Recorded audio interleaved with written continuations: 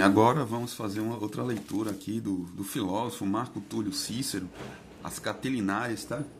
Essa coleção,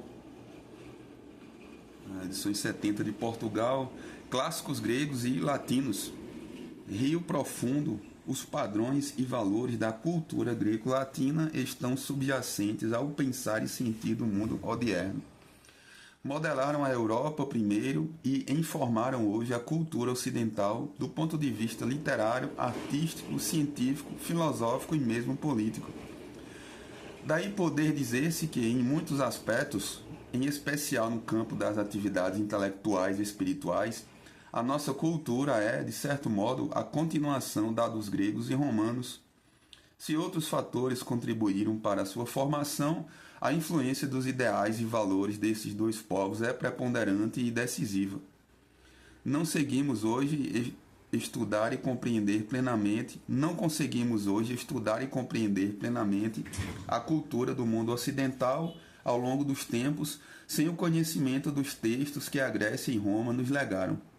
É esse o objetivo desta coleção, dar ao público de língua portuguesa, em traduções cuidadas e no máximo fiéis, as obras dos autores gregos e latinos, que, sobrepondo-se aos condicionamentos do tempo e quantas vezes aos acasos da transmissão, chegaram até nós.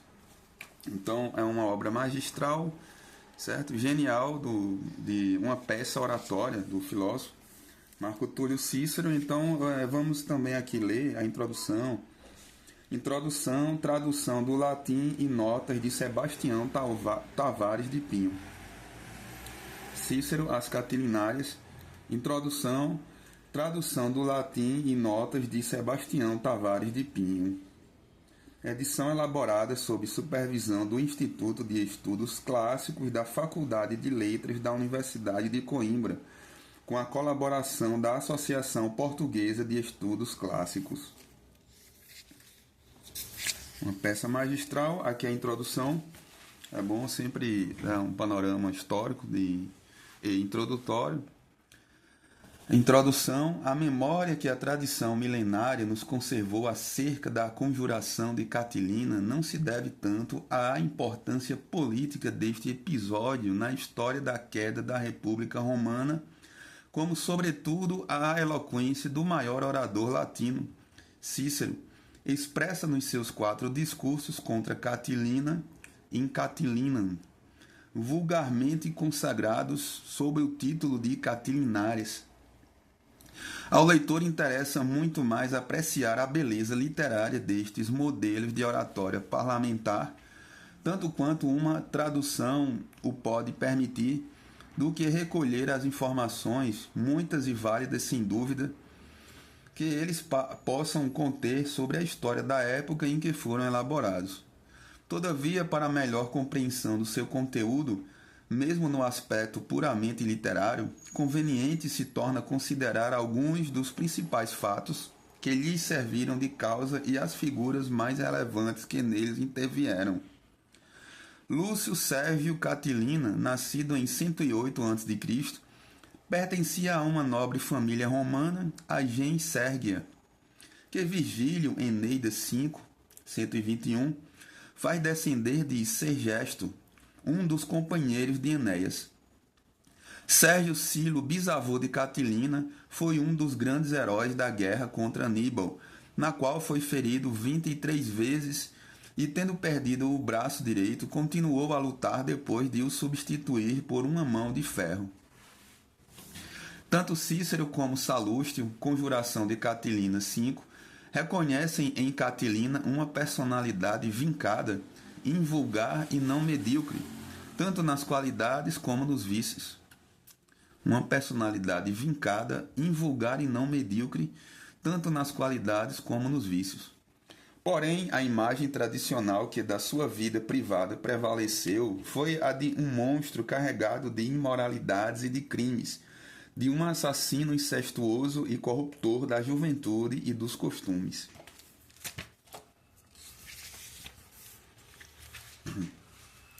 Salustio classifica-o de natureza perversa e depravada, e noutro passo da mesma obra Atribui o envenenamento de um filho que tinha, além do da mulher, também insinuado por Cícero. Plutarco, Vida de Cícero, 12, acusa-o de ter violado uma filha e de ter assassinado o próprio irmão. Quinto Cícero incriminara-o de incesto cometido contra sua irmã. Em 73, move-lhe um processo por estupro contra uma vestal, Fábia. E terá sido por tudo isto que Virgílio, no canto 8 da Eneida, o colocou nos infernos cercado pelas fúrias e amarrado a um rochedo como prometeu. A acumulação de tantos fatos e a autoridade de quem os abona, particularmente a de Salustio, historiador considerado imparcial e insuspeito, deixaram nos romanos uma imagem denegrida deste nobre descendente dos Sérgios. É, porém, justamente a abundância e a monstruosidade de tais crimes que nos obrigam a levantar dúvidas e a pôr certas reservas no valor histórico destas informações. Sabemos que os advogados romanos tinham o hábito de cumular de crimes imaginários aqueles a quem atacavam no tribunal. Este costume era, como diz o próprio Cícero, confere Defesa de Murena, uma regra de acusação, lex accusatoria. Quanto aos testemunhos de Salustio, pode pensar-se que ele, como partidário de César, terá tido a intenção de desfazer a hipótese de cumplicidade do chefe dos populares com o conspirador e que para isso terá carregado as tintas com que o retratou. Há um fato que convém lembrar. Cícero pensou em defender Catilina no processo de concussão que lhe moveram os africanos, e é, de certo modo, revelador um pormenor sucedido em 70, data posterior a todos os crimes que lhe atribuem Cícero e Salustio. Tendo os censores demitido do Senado 64 senadores nesse ano, muitos deles por motivo de vida escandalosa, entre os quais Gaio Antônio, futuro colega de Cícero no consulado, não afastaram, todavia, Catilina. O que todos os escritores reconhecem é que Catilina gozava de um ascendente invulgar, nomeadamente sobre as camadas jovens, pois possuía as qualidades que estas mais admiram: energia física, determinação, simpatia, iniciativa, habilidade, tenacidade e método. Confere 1ª Catilinária 10, 26, 2ª Catilinária 5, 9, 3ª Catilinária 7, 17, etc. É certo que Cícero ironiza e interpreta no pior sentido estes predicados do seu adversário, mas também ele próprio confessa, 2 anos mais tarde, numa carta dirigida a Ático, Ad Atticum 1, 14:3, que não tomara a sério estes enfeites de oratória de que se servira para amesquinhar Catilina. Enfeites de oratória de que se servira para amesquinhar Catilina. Mas o testemunho mais eloquente da admiração de Cícero pelo poder de verdadeira sedução de Catilina temo-lo no discurso pronunciado em 56 em defesa de Célio, Procaélio, em que o orador confessa que ele próprio estivera a ponto de se lhe juntar. Embora a figura de Catilina se apresente como uma natureza um tanto enigmática, foram as suas qualidades, reconhecidas pelos seus adversários, que o levaram a entrar na vida política decidido a conquistar o grau supremo da magistratura, o consulado, honra que nenhum dos seus antepassados conseguira obter, apesar das suas tradições de nobreza. Tornou-se conhecido durante a ditadura de Sila como seu lugar-tenente e um dos mais implacáveis executores das proscrições metódicas por este organizadas, o que lhe permitiu adquirir, com os despojos dos proscritos, a fortuna que a sua nobilitas lhe não concedera. Entre os 40 senadores e 2.600 cavaleiros partidários de Mário que foram assassinados nesses massacres do ano 82, figurava o célebre senador Mário Gratidiano, conterrâneo e parente de Cícero, a quem Catilina tratou com requintes de crueldade ao cortar-lhe a cabeça e ao transportá-la do Janículo ao Palatino para a oferecer ao seu chefe. Apesar destas cruezas, conseguiu cativar e manter a amizade de muita gente e candidatar-se aos vários postos de cursus honorum. Foi questora em 76, pretora em 68 e em 67 partiu para a África como governador desta província na qualidade de propretor. Aí enriqueceu à custa de pilhagens, como faziam quase todos os governadores dessa época. Em 66, Catilina volta da África disposto a candidatar-se às eleições consulares desse ano, quando surgem em Roma legados africanos acusados de concussão perante o Senado, o qual o impediu de apresentar a sua candidatura enquanto decorresse este processo.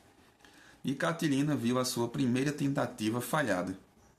Entretanto, em Roma ganhava acentuada preponderância política o Partido Popular, chefiado por Crasso e César, que tinham conseguido, nesse ano de 66, ganhar as eleições com a designação de cônsules, para o ano seguinte, de dois dos seus partidários, Públio Cornélio Sila e Públio Autrônio Peto. Estes foram, porém, acusados de utilizarem processos eleitorais ilícitos por parte de Lúcio Mânlio Torquato e de Lúcio Aurélio Cota, que acabaram por os substituir no consulado para 65. Os chefes do Partido Popular, decepcionados com este golpe imprevisto, organizaram uma conspiração em que intervieram nomeadamente Gneu Calpurnio Pisão e Catilina.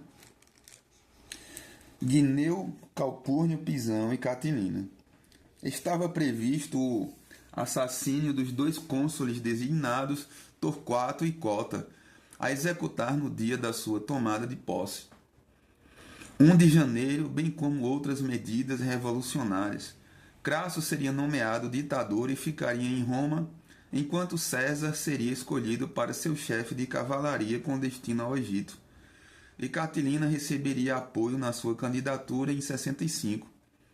Estes planos visavam criar uma frente de oposição a Pompeio, mas foram descobertos e, embora adiados para o dia 5 de fevereiro, acabaram por sair novamente falhados.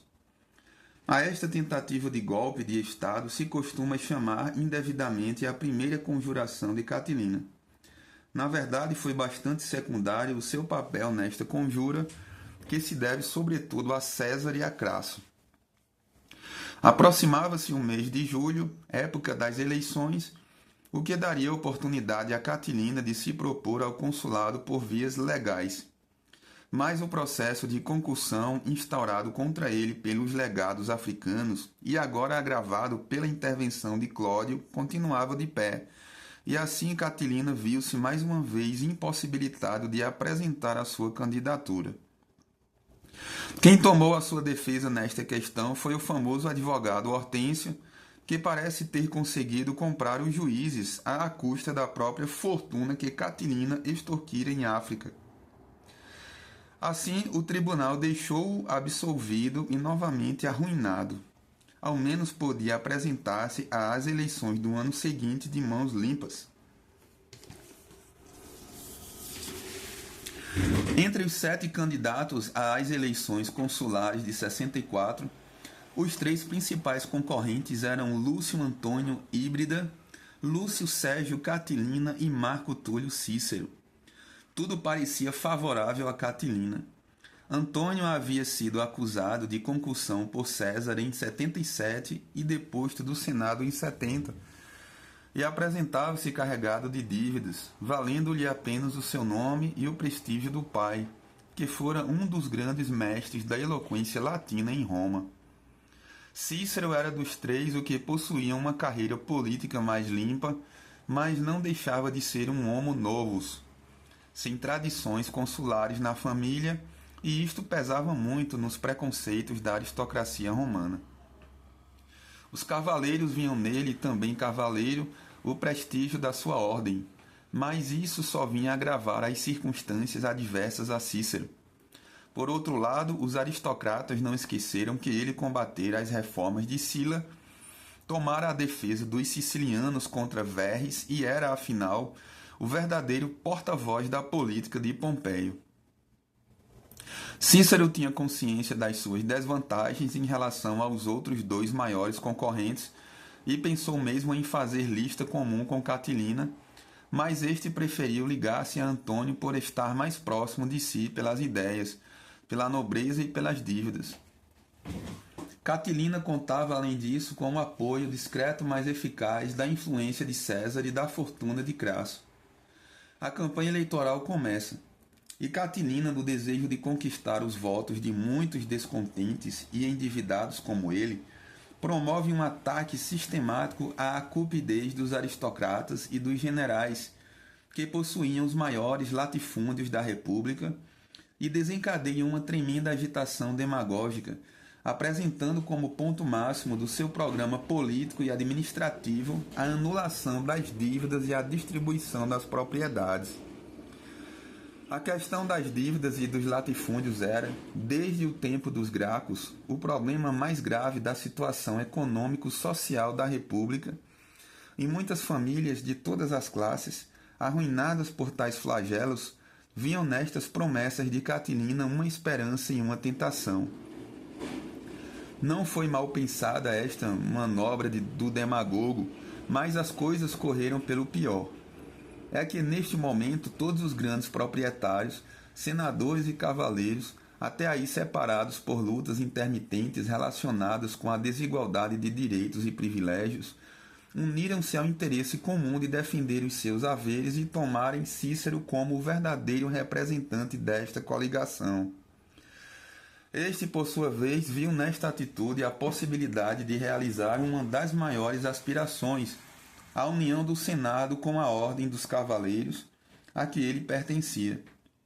Catilina e os seus sequazes, ao verem as probabilidades do seu êxito a diminuírem, recorreram ao suborno e à corrupção com tal desaforo que o Senado se viu na necessidade de tomar mais severas as leis de âmbito.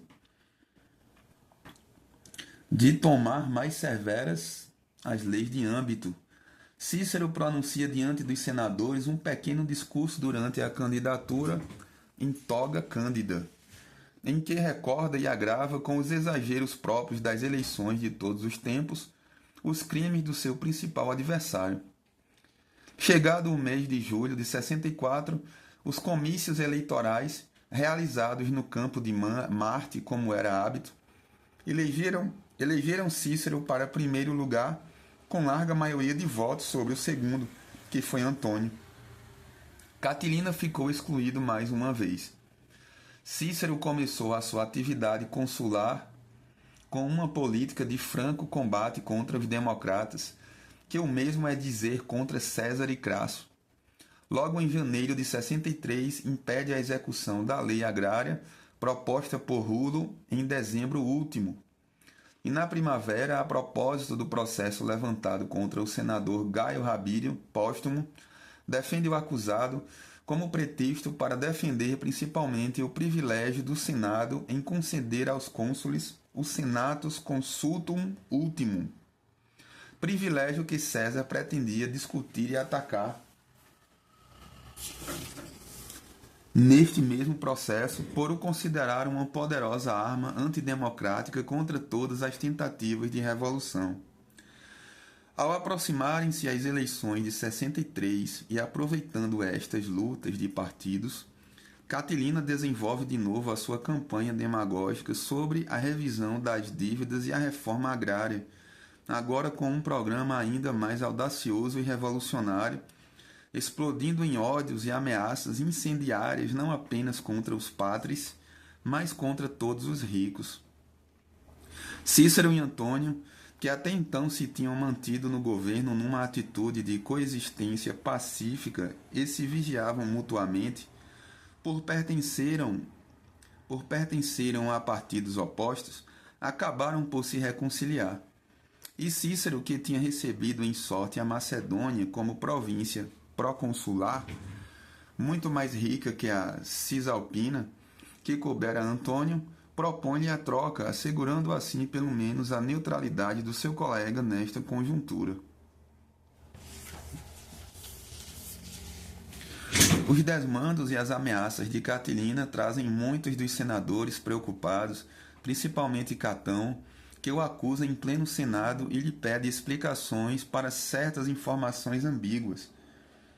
Confere Cícero defesa de Murena, 25, 50 e 51.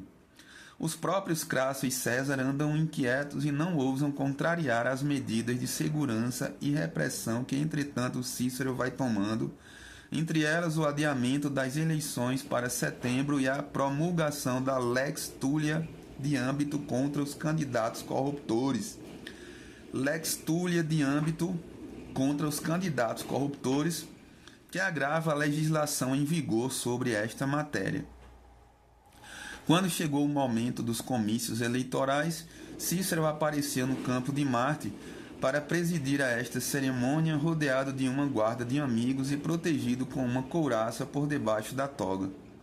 Catilina foi derrotado nestas eleições de 63 pela terceira vez consecutiva, e ficaram designados cônsules para o ano seguinte Décimo Júnior Silano, um aristocrata que gozava do respeito e simpatia geral, e Lúcio Licínio Murena, militar com uma notável folha de serviço. Perante esta derrota, Catilina desespera de voltar a candidatar.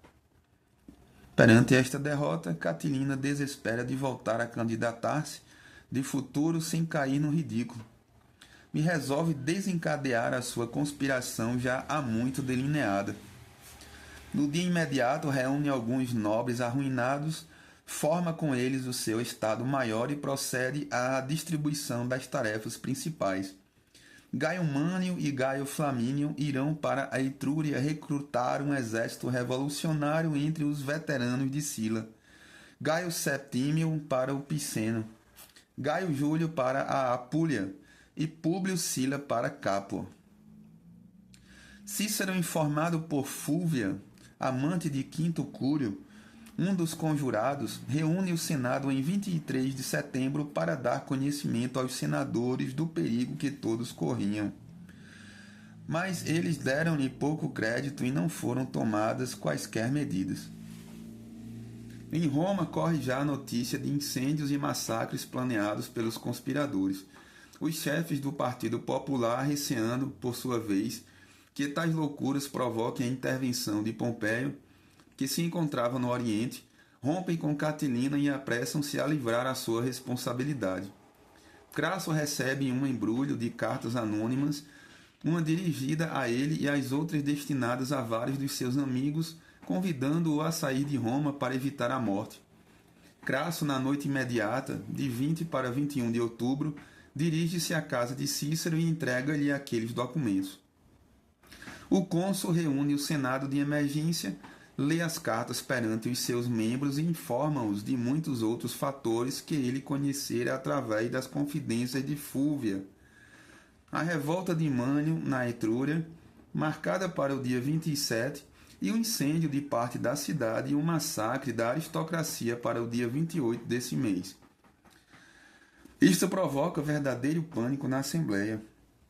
Levantam-se certas dúvidas, há discussão, mas o depoimento de outros membros vem confirmar o que Cícero acaba de anunciar, e o Senado concede ao cônsul os plenos poderes do Senatus Consultum Ultimum para intervir naquela situação.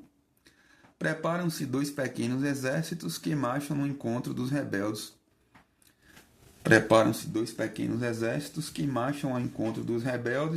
E em Roma organiza-se uma defesa de voluntários.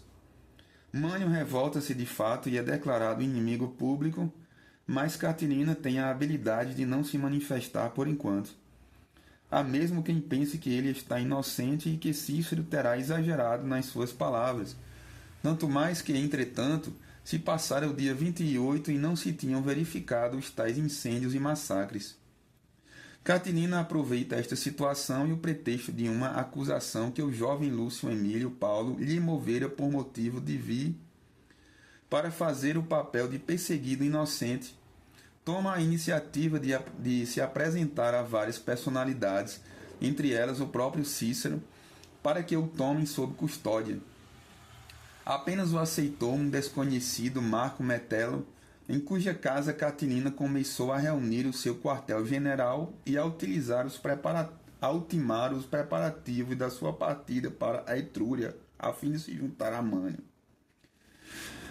Apenas o aceitou um desconhecido, Marco Metelo, em cuja casa Catilina começou a reunir o seu quartel-general e a ultimar os preparativos da sua partida para a Etrúria, a fim de se juntar a Mânio e aí assumir o comando das tropas revoltosas. Antes de partir, porém, convoca os seus principais partidários em casa de Pócio Leca na noite de 6 para 7 de novembro, e aí realiza um verdadeiro conselho de guerra em que define melhor o plano da conspiração e lhes transmite as últimas ordens.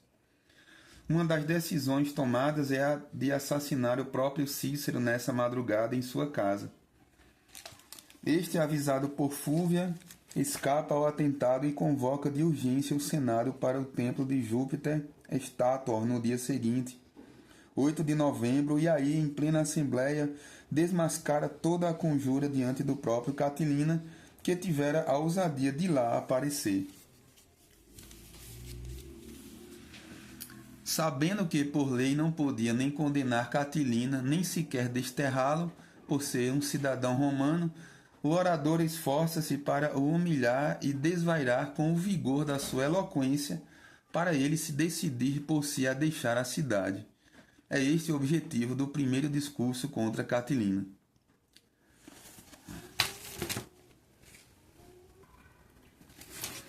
A primeira catilinária.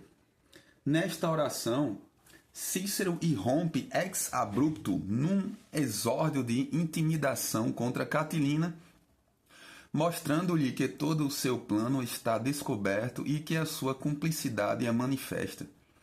Desvenda todos os pormenores da conjura, faz apelo à razão, ao pudor e ao sentimento de honra para convencer o Senado e o próprio Catilina de que este deve partir para o exílio. Explica depois as razões que o levam a preferir esta solução a mandá-lo executar. Por um lado, a sua execução não acabaria com as raízes da conjura, pois ficariam na cidade muitos dos cúmplices de Catilina.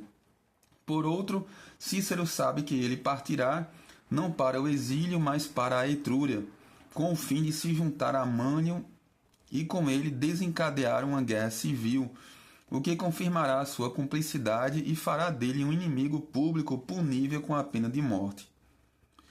Na peroração 32 e 33, o orador aconselha todos os cúmplices a partirem com Catilina, pois que assim deixarão a cidade limpa e será mais fácil para o cônsul dominar qualquer conjura. Termina com uma invocação a Júpiter. Durante este primeiro discurso de Cícero, Catilina ousou interrompê-lo por 3 vezes para se justificar, simulando inocência e fazendo ver aos senadores que não deviam dar mais crédito às palavras de um homo novus que às suas próprias. Mas depressa verificou que era inútil resistir e, perante os protestos indignados dos senadores, abandonou ostensivamente a Assembleia e ainda nessa mesma noite deixou a cidade. Boa. A segunda catilinária, ao levar Catilina a tomar a iniciativa de sair de Roma, Cícero conquistara a sua primeira grande vitória diplomática contra a conjura, valendo-se apenas do seu poder de chefe civil, Dux Togatus. Mas o conspirador tinha muitos e influentes amigos que logo espalharam pela população o boato de que o cônsul agira com injusta dureza e o condenara ao exílio sem processo legal. Cícero, no dia seguinte, 9 de novembro, reúne o povo romano no fórum para desfazer tais calúnias, para lhe dar conta do que se passara na véspera no Senado, para tranquilizá-lo quanto ao perigo que as tropas dos conspiradores possam incutir e particularmente para o prevenir contra os muitos conjurados que continuam na cidade. É esta a segunda catilinária. O orador começa por exprimir o seu regozijo pela partida de Catilina. Justifica depois a sua atitude em tê-lo deixado partir, pensando sobretudo nos extremistas do partido aristocrático que desejavam a morte imediata do conspirador. Havia muitos partidários dele que o fariam passar por uma vítima das arbitrariedades do cônsul, e este assim não poderia perseguir os seus cúmplices. O cônsul fala sobre os elementos recrutados pelo exército de Catilina, velhos e depravados de quem não há nada a recear. O maior perigo são os inimigos que permanecem em Roma, a quem Cícero dirige ameaças severas. Faz depois o retrato moral de Catilina e dos seus cúmplices. Defende-se contra os hipócritas do Partido Popular que pretendem incriminá-lo de ilegalidade na expulsão deste senador. Na verdade, ele partira por si mesmo, convencido do seu crime sob a acusação geral do Senado. Cícero descreve as várias espécies de partidários de Catilina e divide-os em 6 categorias. Gente arruinada, mas possuidora de bens que não quer vender para saldar as suas dívidas. Aventureiros oportunistas do poder, ex-colonos de Sila desejosos de voltar às suas antigas proscrições para enriquecerem com as pilhagens dos proscritos. Especuladores sem sombra de qualidades militares, bandidos de toda a espécie, gente depravada que gastou a energia numa vida de orgias sem nome. Toda esta tropa de celerados deve deixar tranquila a população da cidade quando comparada com as forças disciplinadas das águias romanas. Cícero termina apelando para a coragem dos cidadãos e convida-os a dar graças aos deuses imortais e a confiar na sua proteção. A terceira catilinária, em meados de novembro de 63, chegara Catilina aos acampamentos de Mânlio na Etrúria, entrando assim em guerra aberta com o poder constituído. O Senado declara hostis públicos, e Antônio, agora reconciliado com seu colega Cícero, recebe a missão de enfrentar os rebeldes com o exército senatorial. Entretanto, continuam na cidade as rivalidades de partidos. É o caso da acusação de âmbito feita por Catão contra Murena, um dos 2 cônsules designados para 62 sob a proteção de Cícero. Este tomou a defesa de Murena, pró-Murena, porque via nele a continuidade da sua política. Em Roma permaneciam muitos dos cúmplices de Catilina, e Cícero sabia que eles procuravam maneira de o apoiar dentro dos muros da cidade. Mais cauteloso como sempre, o cônsul limita-se a tomar medidas de precaução, aguardando que eles se identifiquem e lhe deem provas materiais da sua cumplicidade. Foi o que aconteceu inesperadamente, mercê de uma incrível imprudência cometida por alguns deles. Encontrava-se em Roma uma delegação dos Alóbroges, povos da Gália Narbonense, que vieram apresentar uma queixa ao Senado contra o abuso de contribuições impostas pelo último governador daquela província, que era Lúcio Murena, por sinal. Alguns dos cabecilhas da conjuração, dirigidos por Lentulus, entram em contato com os legados e prometem apoio nas suas reclamações, no caso de triunfarem em troca do auxílio de tropas de cavalaria de que Catilina necessitava. Os alóbroges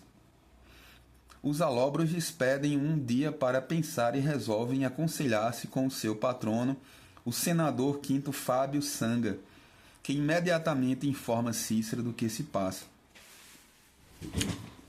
O cônsul convence o senador a fazer com que eles simulem um acordo com os conspiradores e exijam destes um documento escrito com os termos do contrato.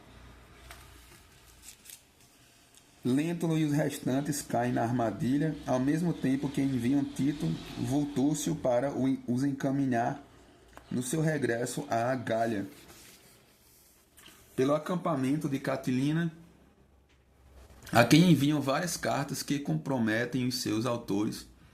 É então que, na madrugada de 3 de dezembro, sobre a ponte Milvia, à saída norte de Roma, os espera uma emboscada preparada por Cícero com o conhecimento dos próprios legados. prendem-nos a todos e trazem-nos ao cônsul juntamente com as cartas. Este convoca o Senado e aí faz comparecer Lentulus e os demais cabecilhas, que depois de reconhecerem as suas missivas e confessarem tudo, foram postos sob prisão. O Senado decretou cerimônias públicas de ação de graças pelo acontecimento. Na tarde do mesmo dia, 3 de dezembro, Cícero convoca a Assembleia do Povo e profere aí a terceira catilinária para anunciar aos cidadãos o que se passara naquela noite e na sessão do Senado. No exórdio, Cícero exalta-se a si mesmo por ter salvo a República e compara-se com Rômulo. Uma primeira parte do discurso destina-se à narração dos últimos acontecimentos, as negociações dos conjurados com os alóbroges, a captura de Vultúrcio na Ponte Milvia, a reunião do Senado e o inquérito a cada um dos culpados, que a princípio tentam negar, mas depois, perante os seus documentos, acabam por confessar. Enfim, a ordem de prisão e o decreto de ação de graças por parte do Senado. Na segunda parte, Cícero chama a atenção dos ouvintes para as circunstâncias providenciais em que a República foi salva. Vários fenômenos estranhos provam a intervenção direta dos deuses imortais nesta obra.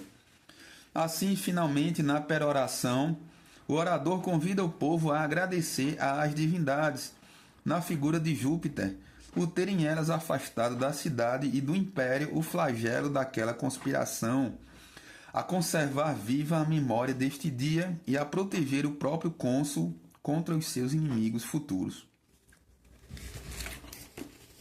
Aqui, a quarta catilinária.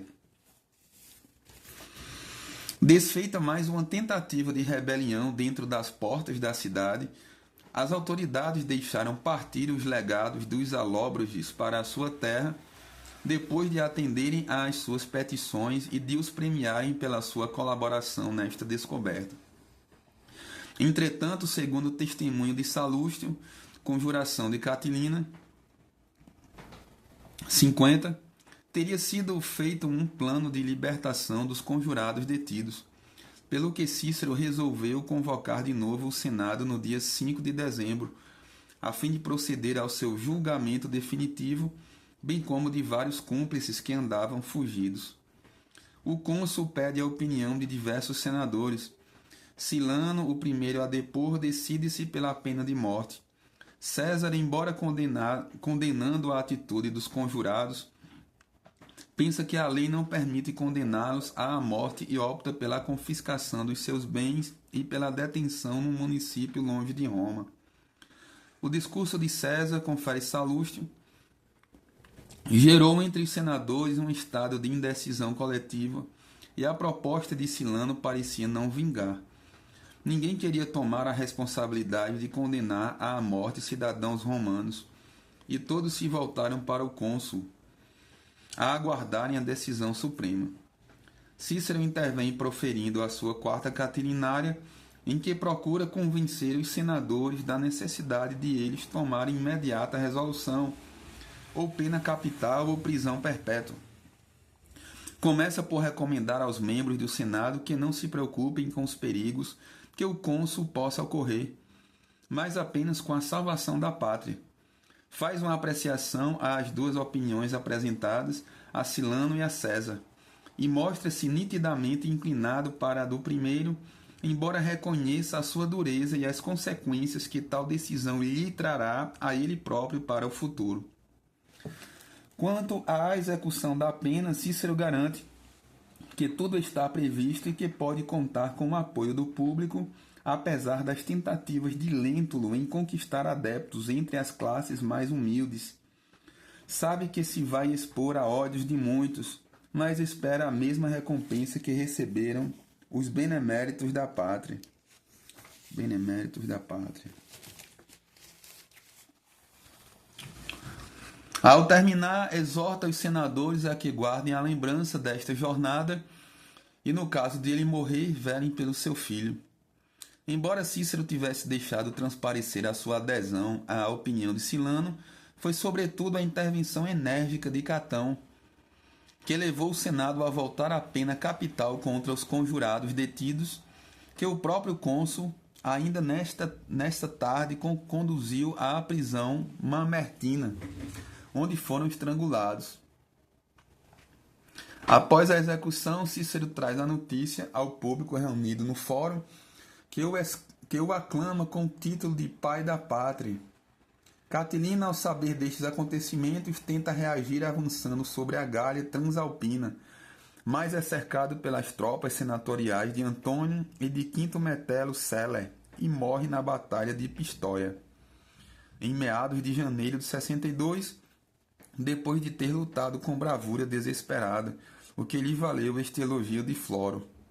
Bela morte, assim ele tivesse tombado pela pátria. Sebastião Tavares de Pinho. Bela morte, assim ele tivesse tombado pela pátria. Sebastião Tavares de Pinho. Aqui a bibliografia. A gente vai começar no próximo vídeo a leitura propriamente dita das Catilinárias, tá?